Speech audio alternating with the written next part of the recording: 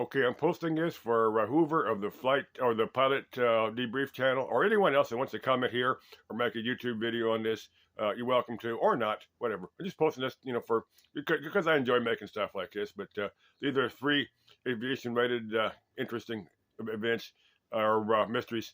Um, First, I want to explain on Eastern, is it 401 or 411, something like that, back in the 70s, that plane that crashed in the swamp.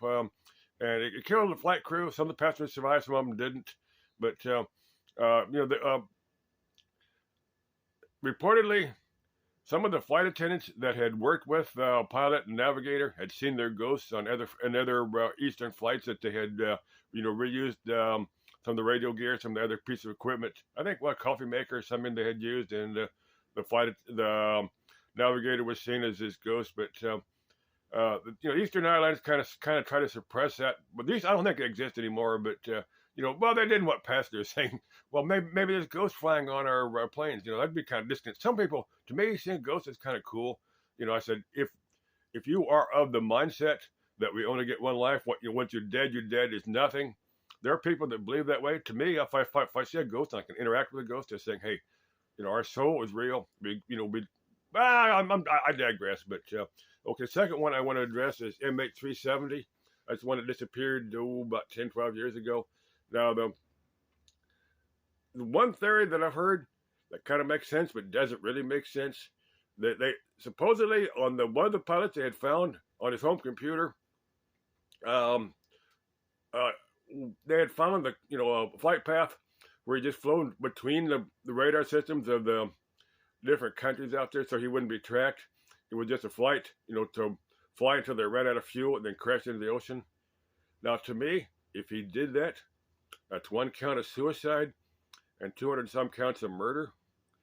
It's beyond me how anybody could do that, but there was one Lufthansa pilot that about 10, 15 years ago had deliberately flown into the side of a mountain, killing himself and then everybody on the plane. Beyond me how anybody could be of a mindset to do that. But, if you take yourself, that's one thing. If you take a bunch of other people in the same process, that's something completely different.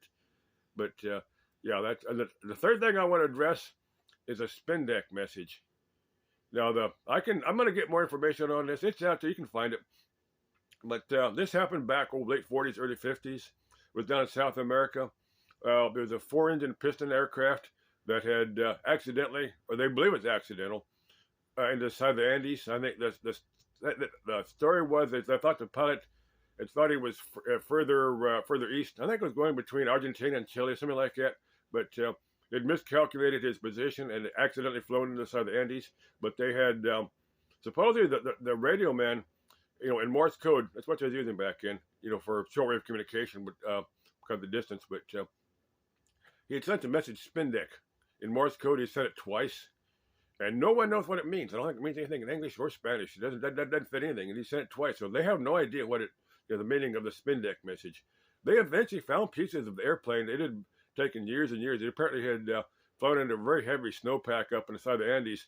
And they had found pieces of the aircraft that had slid down. I don't know, back in the 90s somewhere, they'd found pieces of it. So they know it had crashed. But that spin deck message has remained in a complete enigma for the past, 80 years or whatever, 70 or 80 years, whatever. Okay, commented or not. Bye-bye.